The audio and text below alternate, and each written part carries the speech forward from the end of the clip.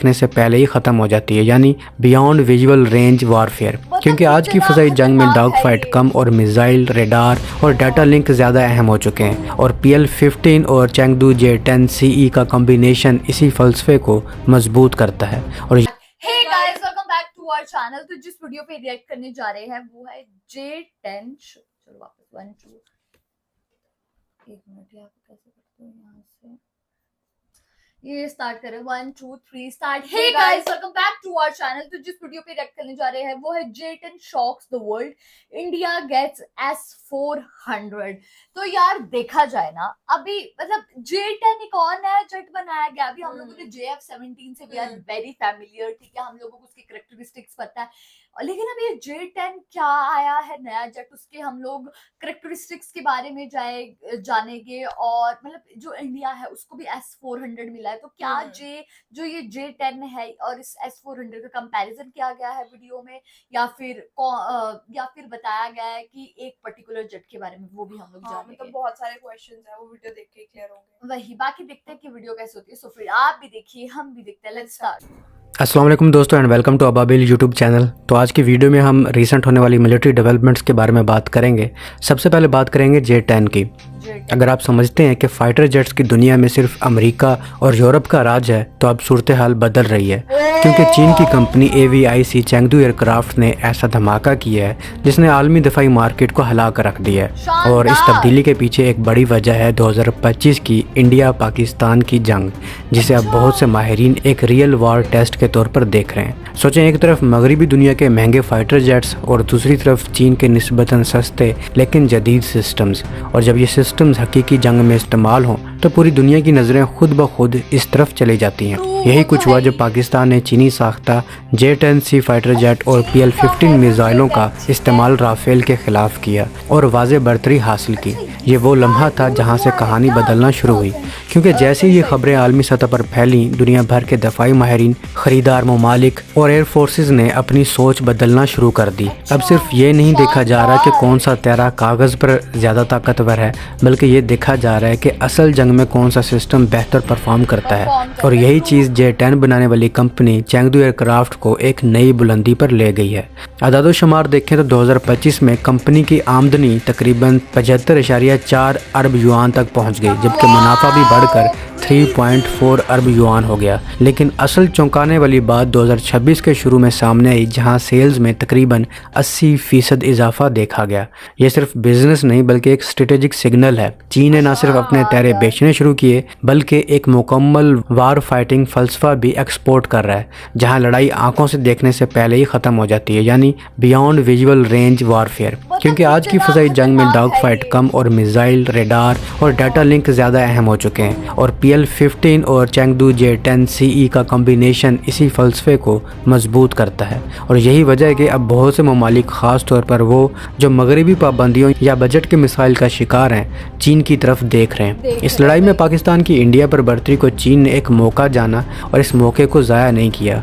जनवरी 2026 में चीन ने बाज़ाब्ता तौर पर ऐलान किया कि J-10CE ने अपनी पहली जंगी कामयाबी हासिल की है। इस ऐलान ने मार्केट पर मज़ीद गहरा असर डाला है, क्योंकि दफाई ख़रीदारी सिर्फ हकीकत पर नहीं बल्कि एतमाद पर भी होती है, और जब किसी सिस्टम पर एतमाद बढ़ जाए तो ख़रीदार खुद ब खुद उसकी तरफ माइल होते हैं। इसी दौरान चीन ने अपनी इंडस्ट्री को भी मजबूत किया, मुख्तलिफ फैक्ट्रीज़ और प्रोडक्शन यूनिट्स को एक जगह इकट्ठा किया ताकि ज़्यादा तेज़ी से तैयारे बनाए जा सकें, कम कीमत में और ज़्यादा तादाद में। ये वो चीज़ है जो मगरबी कंपनियां आसानी से नहीं कर सकती, क्योंकि इनके सिस्टम्स महंगे हैं, पेचीदे हैं और अक्सर सियासी शराइत के साथ आते हैं। जबकि चीन क्या करता है, कम कीमत, तेज़ डिलीवरी और बाज़ औक़ात टेक्नोलॉजी ट्रांसफ़र भी।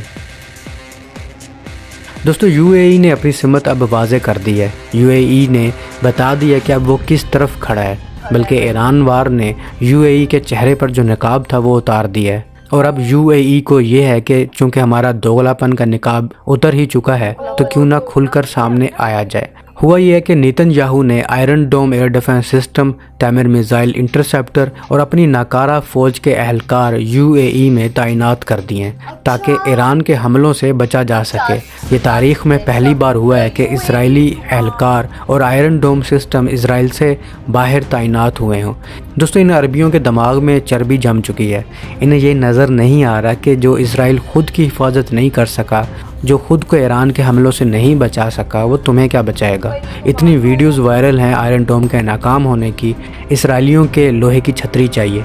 हबीबी, बात को समझो, वो ईरान है। वो जब देखेगा कि आयरन डोम इधर तुम्हारे पास भी है, वो पहले से ज़्यादा हमला करेगा और बार बार करेगा और तब तक करेगा जब तक आपकी बत्ती गुल ना हो जाए। लेकिन दोस्तों, इसराइल ने सिर्फ आयरन डोम ही नहीं बल्कि अपना जदीद लेज़र सिस्टम आयरन बीम भी खुफिया तौर पर यूएई में तैनात कर दिया है। रिपोर्ट्स के मुताबिक ये सिस्टम ईरानी ड्रोन्स और मिसाइल्स को रोकने के लिए इस्तेमाल किया जाएगा, जबकि एक जदीद सर्विलियंस सिस्टम स्पेक्ट्रो भी भेजा गया है जो 20 किलोमीटर तक ड्रोन्स को डिटेक्ट कर सकता है। लेकिन इस सब के बावजूद मैं यकीन से कह सकता हूँ कि ये सब भी फेल हो जाएंगे जैसे कि आयरन डोम हुआ था। दोस्तों, यूएई ने अपनी मौत को खुद लेटर लिख दिया है और ऐसा लगता है कि जैसे इजराइल ने यूएई को हाईजैक कर लिया है। इसका ओपेक से निकलना, यमन में इसराइल के लिए कब्ज़ा करना, सूडान में, लीबिया में इसराइल की मदद करना और फिर पाकिस्तान से पैसे वापस मांगना। हैरत की बात यह नहीं है कि इसने पाकिस्तान से पैसे वापस मांगे,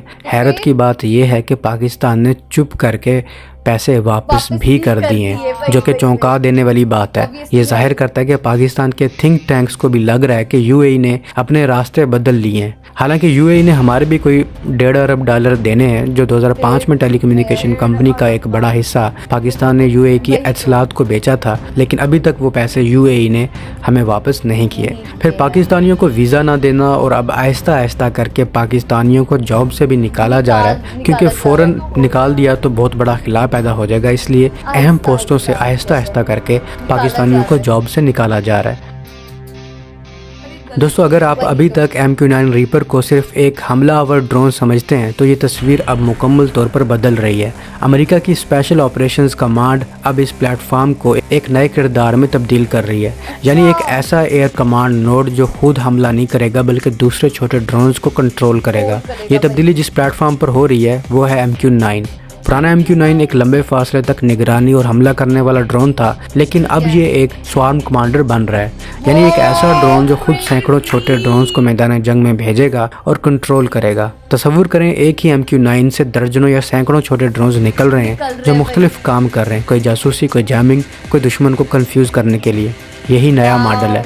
अब इस सिस्टम की असल ताकत एक नए तस्वुर में है जिसे कहा जाता है अडॉप्टिव एयरबोर्न इंटरप्राइज। इसमें MQ-9 सिर्फ प्लेटफॉर्म है, असल ताकत इसके साथ जुड़े छोटे सिस्टम्स हैं, यानी इंटेलिजेंस, सर्विलेंस और रिकॉनेसेंस ड्रोन्स, इलेक्ट्रॉनिक वारफेयर के लिए जैमिंग ड्रोन्स, डिकॉय यानी दुश्मन को धोखा देने वाले ड्रोन्स और मुकम्मल स्वार्म अटैक ड्रोन्स। ये सब एक नेटवर्क में जुड़े होंगे और दिलचस्प बात यह है कि इस नए निज़ाम में 93 छोटे ISR ड्रोन्स, 10 ज़्यादा ताकतवर दरमियानी range drones, 16 swarm carrier pods और 5 जदीद कंट्रोल सिस्टम्स शामिल किए जा रहे हैं। यानी एक MQ-9 अब सिर्फ एक जहाज़ नहीं बल्कि एक मुकम्मल मिनी एयरफोर्स बन रहा है। दोस्तों, पहले होता था चीन अमेरिका की नकल करता था, अब अमेरिका चीन की नकल करने लग गया है। चीन इस तरह का ड्रोन 2024 में ऑलरेडी रिवील कर चुका है और पिछले साल इसकी टेस्ट फ्लाइट भी हुई थी और अब बहुत जल्द ये सर्विस में भी शामिल होगा। अमेरिका इस वक्त चीन से बहुत पीछे चल रहा है।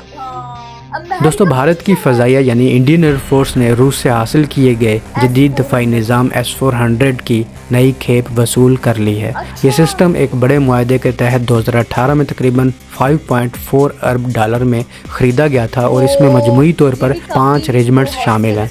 हर रेजिमेंट 2 बटालियंस पर मुश्तमिल होती है और हर बटालियन में 8 launcher, radar systems, command centres और रीलोड गाड़ियां शामिल होती हैं। भारत अब इस प्रोग्राम को मज़ीद बढ़ा रहा है। मार्च 2026 में भारतीय दफ़ाई हुकाम ने मज़ीद 5 रेजिमेंट्स की मंजूरी भी दे दी है, यानी मुस्तकबिल में S-400 सिस्टम भारत की फ़ज़ाई दफ़ा की रीढ़ की हड्डी बनने जा रहा है। रूस ने इस सिस्टम को ख़ास तौर पर जदीद दौर की जंगों के लिए बनाया था, जहाँ स्टेल्थ हथियारे, क्रूज़ मिसाइल्स और इलेक्ट्रॉनिक वारफेयर आम हो चुके हैं। इसीलिए S-400 में मुख्तलिफ रेडार बैंड्स इस्तेमाल किए जाते हैं ताकि कम नज़र आने वाले टारगेट्स को भी पकड़ा जा सके।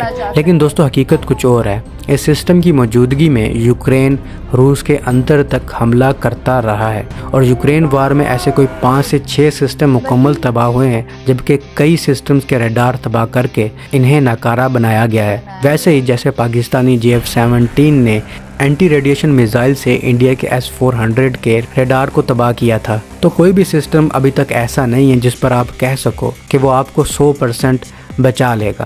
दोस्तों याद रहे, थाड और आयरन डोम जैसे बड़े बड़े सिस्टम्स अमेरिका और इसराइल को नहीं बचा सके, तो ये क्या चीज़ है। तो अब तक के लिए इतना ही। उम्मीद है आपको ये अपडेट। तो देखा जाए ना, हम लोगों को इसमें पहले J-10 के बारे में हम बात करते हैं, तो उसमें यही बोला गया है कि जो ये ड्रोन है ये तब ये जो जेट है ये तब यूज हुआ था 2025 में, जब ये ऑपरेशन सिंदूर हुआ था, उस दौरान ये यूज हुआ था। और उसके बाद ना इस जो जेट है इसकी काफी ज्यादा डिमांड भी हुई गई। फिर उसके बाद हम लोगों को पता लगा S-400 के बारे में, जो कि इंडिया ने लिया है, रशिया से लिया। और जो अमाउंट बोला, it was quite expensive, obviously it was for in billion, शायद है ना 2-3 बिलियन का कुछ बोला गया है। 2-3 बिलियन। हाँ, इतना का बोला गया है। फिर उसके बाद हम लोगों को पता लगा कि कैसे जो बाकी जेट्स के बारे में भी कुछ कुछ बात की गई, और ये भी बोला गया कि जो अमेरिका है वो इस टाइम टेक्नोलॉजी में चाइना के कंपैरिजन पीछे चल रहा है। So that was very shocking for us. और J-10 की जो स्पेसिफिकेशन की गई भाई, वो लिटरली क्रेजी था। मतलब आप सोचिए कि हमेशा यार देखा जाए ना, अमेरिका नो डाउट टेक्नोलॉजी में काफी आगे है, ठीक है, लेकिन बात ये है कि जो अमेरिका की जेट्स हो गए, जो टेक्नोलॉजी इज क्वाइट एक्सपेंसिव। अगर हम उसकी सबमरीन्स की बात करें, बहुत बहुत ज्यादा एक्सपेंसिव है। लेकिन पाकिस्तान बजट में वो चीज बना रहा और उसकी इतनी बढ़िया है, तो वो चीज थोड़ी शॉकिंग हो जाती है। हाँ, मतलब पाकिस्तान ऐसा है कि इंडिपेंडेंट भी बन रहा है कहीं ना कहीं, और चाइना का सपोर्ट भी सीख कर रहा है। एंड वी नो कि चाइना लाइक सेकंड नंबर पे आता है मिलिट्री के वाइज, और वो काफी अच्छा चल रहा है अभी तक तो। पर मतलब पाकिस्तान का थोड़ा वो है कि मतलब they are seeking something from someone else, right? But at least चलो कुछ भी कर रहे हैं, बट ये है कि इंडिया से तो बेटर ही है। वही बात वो हो जाती है ना कि अभी देखा जाए इंडिया भी खुद कुछ नहीं बना रहा है। We are also dependent on many things for, हाँ वही, बहुत नेशन पे, चाहे वो रशिया हो चाहे अमेरिका हो। और हम लोगों का इसमें ना बीच में कोई पागल भी बना लेते हैं, मतलब कि कुछ डील्स होती है, फिर उसमें मतलब कि शायद इंडिया का $1000 की डील हुई थी, $1,000 की कुछ इतनी की डील हुई थी। वहां पे भी हमारे पैसे ले गए, वो दिया नहीं गया, उसमें से फेक जेट दिया गया। तो उसमें पागल बनाने की बहुत ज्यादा चांसेस होते हैं, लेकिन जब आप खुद बनाते हो टेक्नोलॉजी को तो उसमें नहीं होते। तो पाकिस्तान खुद भी बना रही है चीजों को, JF-17 भी उसका एग्जाम्पल ही है। तो गाइज यही था हमारा रिएक्शन। आप लोगों को कैसा लगा कमेंट करके जरूर बताइएगा। अगर अच्छा लगे तो हमारी वीडियो को लाइक करिए, शेयर करिए, कमेंट करिए, और अगर चैनल पे नहीं हो तो सब्सक्राइब करिए। बाकी हम लोगों ने अपने इंस्टाग्राम हैंडल का लिंक डिस्क्रिप्शन में दिया, अगर फॉलो करना चाहते हो तो कर सकते हैं। तो मिलते हैं एक और न्यू वीडियो के साथ, तब तक के लिए बाय।